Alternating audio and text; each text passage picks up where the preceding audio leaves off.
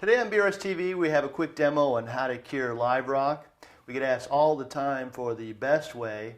Today we're going to show you the way that we do it and where we've seen the most success. We're going to use dry rock here, but the process is basically the same for uncured wet live rock as well. First thing we need to cover is the difference between curing the rock and cycling the tank. While they can be happening at the same time, they're actually different things. Cycling the tank is a process of building up beneficial bacteria on the surface of the rock to help filter all the waste out of the tank. Curing the rock is a process of cleaning and prepping the rock for a new aquarium. Properly curing your rock can help avoid many of the more common pitfalls that new reefers and tanks experience. The first step to curing rock is to clean it and remove anything that's obviously dead or dying. It's common to get some uncured live rock that may have some dying sponges or corals on it that need to be inspected and removed. In the case of dry rock, everything on it is already dead and can be safely removed. We want to remove all this stuff because it's basically nutrients that we don't want to add to the system. Dead sponge or other organic material will eventually break down into things like nitrate and phosphate. We also don't want the sponge to deteriorate and spike the ammonia too high during the cycle. To cure this rock, we want to let it soak in some salt water to allow anything that's left on the rock to fall off or break down. We want to heat the water and add some good flow to the tank to help speed up the process. This can take around 4 weeks.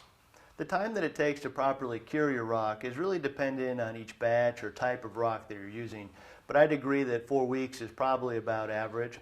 Can take longer sometimes. For instance, if you're using some uncured live rock that had a lot of organisms on it, it could take substantially longer while the ammonia cycle continues to kill things for a while.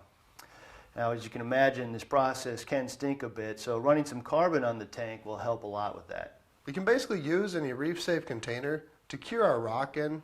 I'm typically going to put it in the tank that I'm actually setting up. I also like to do this in a relatively dark area so I don't get any funky algae growing during the curing process. A good place to do this is going to be a basement. So how do you know when your cure is done? Well, it's not an exact science, but during this time the cycling is happening as well, so those beneficial bacteria are building up, and you'll know when the cycle is over when the ammonia drops to zero. But that's not necessarily when the cure is over.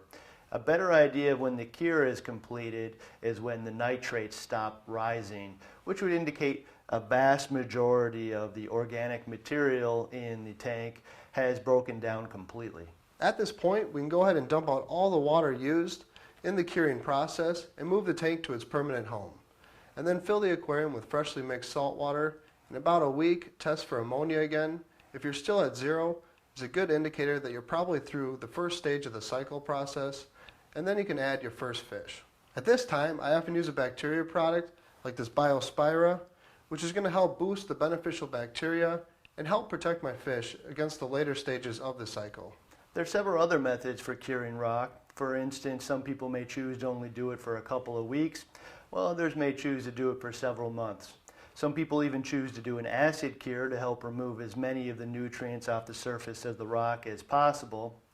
Personally, I've never run into any residual nutrients after doing a proper cure like the one that we just described, so I don't really feel the need to implement any of the more extreme cures. We are sometimes asked what effect, if any, the curing process has on coralline algae, especially as it relates to curing in the dark.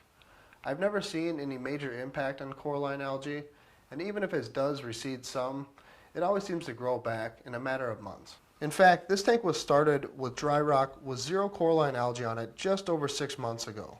The only coralline algae introduced to this tank was that came on the backs of snails and coral bases.